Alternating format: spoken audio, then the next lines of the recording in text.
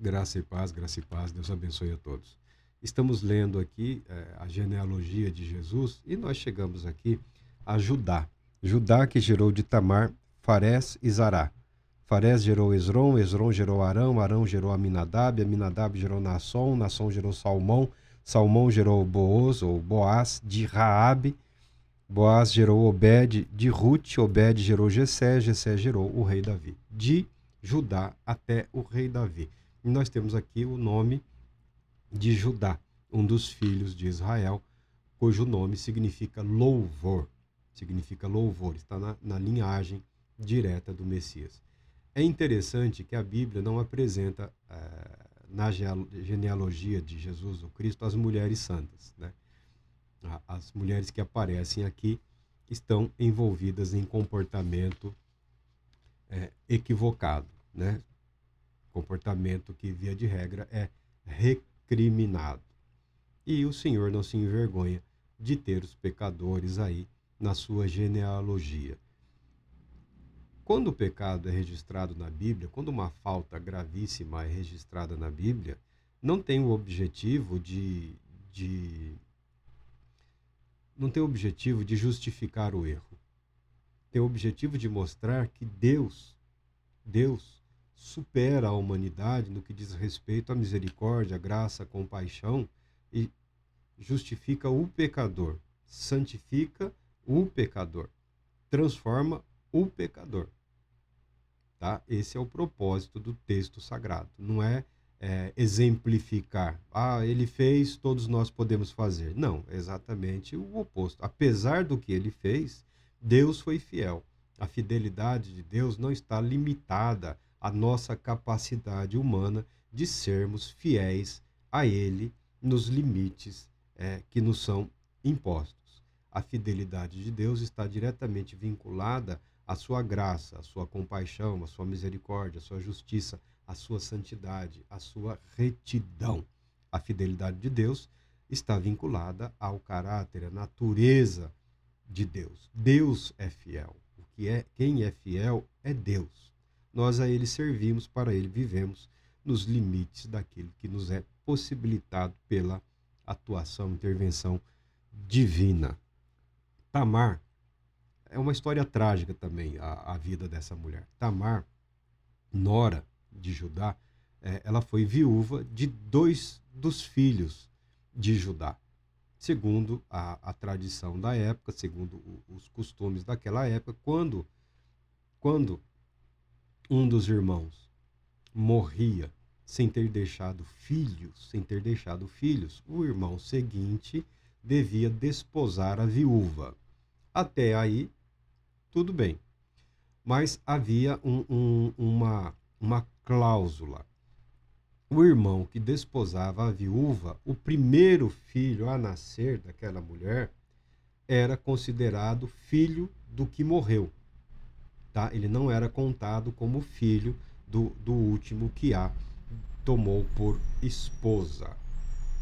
E assim se estabelece a tragédia, porque a Bíblia declara que os filhos de Judá eram perversos diante de Deus e foi Deus quem tirou a vida deles. Foi Deus quem tirou a vida deles, dada a sua perversidade. Tanto que o segundo aqui, o segundo dos filhos de Judá, ele tudo fazia para evitar que a cunhada ficasse grávida. E Deus o puniu com a morte. Judá, tendo perdido 2 filhos, também uma tragédia daquele que se afasta do caminho, do propósito de Deus.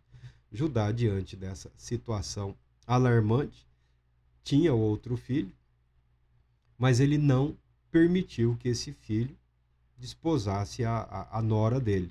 Falou para ela: viva na casa do seu pai como viúva, quando meu filho for homem, for mais velho, for adulto, eu darei você como esposa para ele. Mas não fez, preservou o filho ali, tentando protegê-lo. Essa mulher armou uma situação, talvez por conhecer o sogro, né? Nós não sabemos, talvez por conhecer algo da vida de Judá que nós não sabíamos. Nós só viemos a saber quando a Bíblia relata que essa mulher sabendo que o sogro estava saindo para tosquiar as ovelhas, ou seja, tinha tomado o caminho em que se encontravam os rebanhos e estava se unido aos trabalhadores e aos amigos ou sócios daquele dia, para que era um evento, né, a tosquia das ovelhas. Ela se vestiu como se fosse uma prostituta, né, uma prostituta cultual daquela época. A prostituição estava muito vinculada à, à perversão da religiosidade, da espiritualidade. Então, eram as prostitutas cultuais, eram escravas, né, pertenciam aos templos, aos santuários, aos administradores dos templos, dos santuários, pagãos daquela época. Era uma prática bastante comum naquela região do mundo. Tá?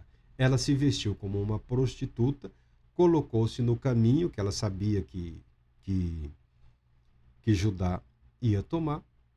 E interessante que Judá, ao passar, vendo uma mulher com vestes de prostituta cultual, certamente usando algum véu sobre o rosto e outras coisas do gênero para disfarçar a identidade, Judá viu e se interessou e possuiu aquela mulher, fiado inclusive, né? Que ela pediu o pagamento e falou: oh, posso te dar um carneiro, um cordeiro, uma ovelha do rebanho, um animal lá qualquer. Como ele não tinha nada em mãos, ela pediu uma garantia, que era os selos dele, né? Ele tinha as marcas de Judá, então algo que simbolizava que pertencia a Judá. Então, alguns selos, acho que o bordão também, o cajado que ele transportava, tinha o selo dele, tal qual os animais são marcados, o selo correspondia às marcas da propriedade dele.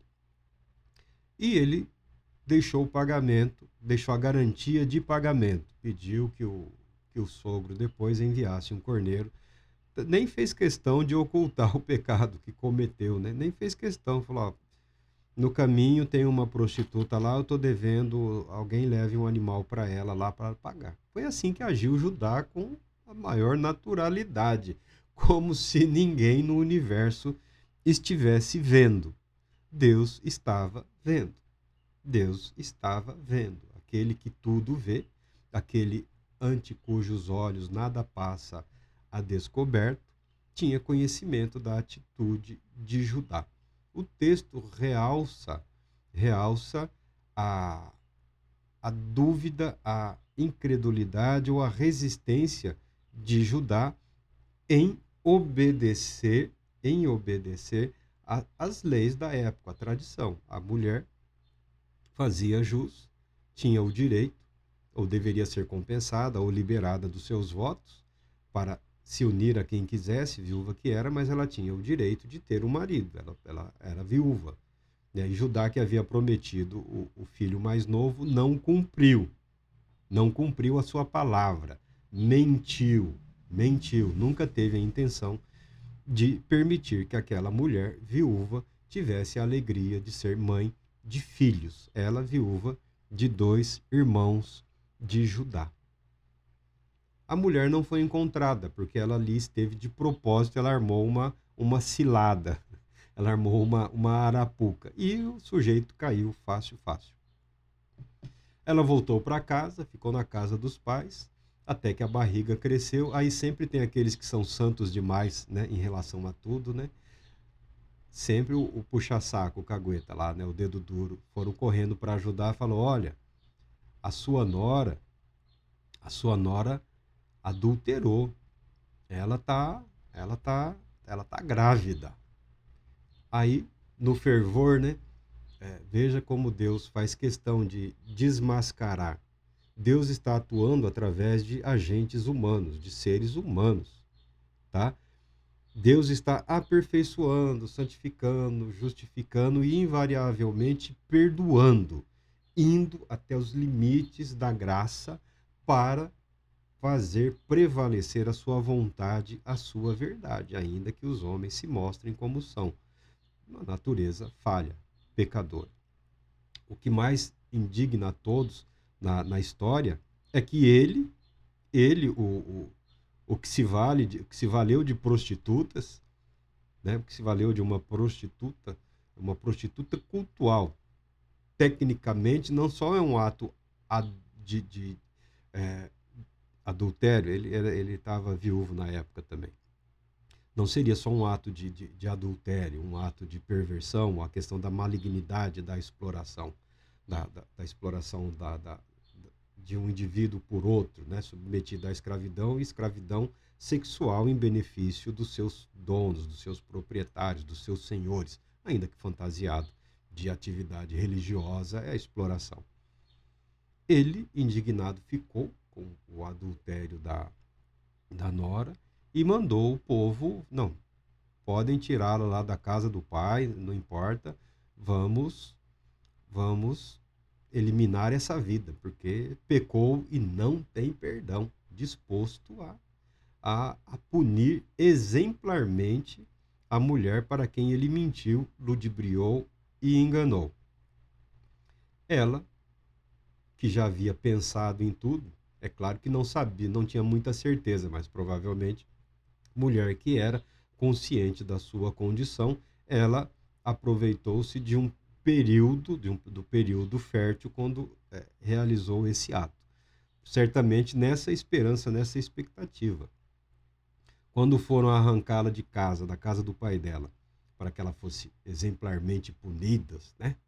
Ela falou, olha, o homem a quem pertence este selo, esses brasões, esse cajado aqui, é aquele que esteve comigo. E todos viram que era o brasão do próprio Judá. Até o amigo dele, todo mundo. Vixe, esse, esse é do seu sogro. Sim, é do sogro. Né? Não devia essa união. Essa união não pode. Tá? Não podia, não pode, continua não podendo até hoje. Tá? Continua sendo impossível legalmente, ainda que um ou outro aí ultrapassem os limites. E ele dá testemunho, mais justa é ela do que eu. Ele entendeu que ela agiu para punir Judá pela mentira, que ele havia prometido o filho mais novo. O menino cresceu, já era um homem, né? E ela, na idade que estava, certamente mais velha, mas ainda fértil, não havia sido dada como esposa. É assim que Tamar entra na linhagem de Jesus, o Cristo. É assim que Tamar entra na linhagem do Messias. Não diríamos que ela forçou o ingresso, porque ela nunca imaginou isso. O próprio Judá nunca pensou que um ato abominável por ele praticado ficaria registrado eternamente na genealogia de Jesus, o Cristo. O que isso simboliza? Simboliza que a graça prevalece sobre a lei. Simboliza que a misericórdia de Deus, o poder perdoador de Deus, ultrapassa todos os limites da lei que existe entre os homens. Deus é capaz de ir além da lei, por sua graça. Por quê? Porque toda a justiça ele cumpriu em Cristo Jesus. Não que Deus ame a injustiça, não que Deus ame a mentira, não que Deus ame o adultério, não que Deus ame o pecado, mas porque Deus, na sua infinita graça e misericórdia, declara-se como aquele que ama os que vivem no pecado, providenciando a libertação dessa terrível condição. Judá, homem que era, cometeu os seus erros e os seus pecados. Tamar, mulher que era, cometeu os seus erros, os seus pecados, ambos colocando em risco suas próprias vidas, porque a lei puniria com a morte, tanto a mulher quanto o Judá. Se bem que um homem que era líder de uma tribo raramente seria punido com a morte. Né? Isso daí é fato. Via de regra, as pessoas deixavam, mas é o Judá, né? É o filho de Israel. Ó, ninguém mexia. A verdade é essa. Mas o fato é também que esse homem que está na linhagem do Messias não era tido como tudo isso. Era tido como um homem comum que era. Homens comuns tiveram as suas histórias registradas na linhagem de Jesus, o Cristo, na linhagem de Davi, na linhagem de Abraão, né, descendências que vieram depois, os que vieram antes.